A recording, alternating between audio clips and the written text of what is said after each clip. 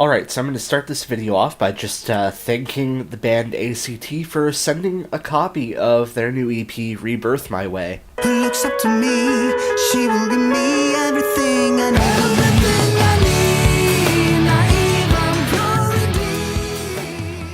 So this is going to be a really quick review, not as detailed as I normally get into with my reviews, but I just thought I'd check out this new EP by A.C.T called Rebirth. For those who don't know, A.C.T is a Swedish sort of progressive pop rock group. Kind of think of them as being sort of like if ABBA had weird time signatures and crazy guitar solos.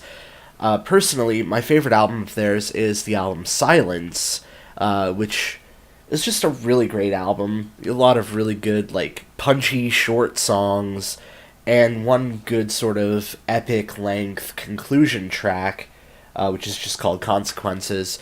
Absolutely one of my favorite sort of progressive pop rock records. Now, on Rebirth, the band clearly shows that they have a formula. They're sticking with it.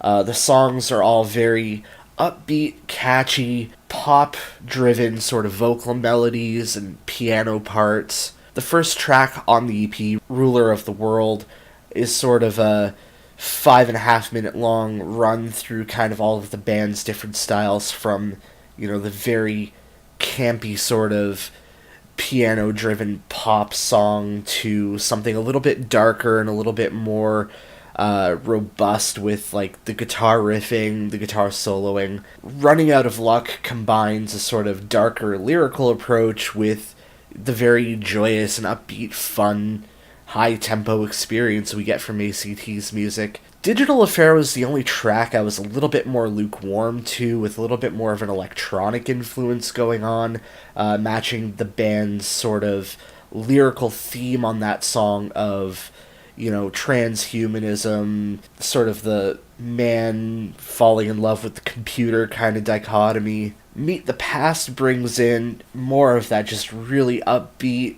really catchy, sort of punchy 4-minute pop rock anthem.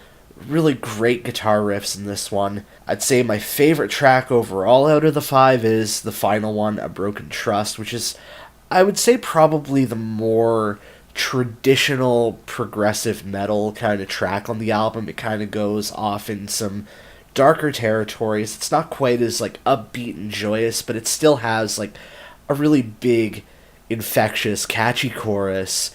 Nothing to complain about with that track.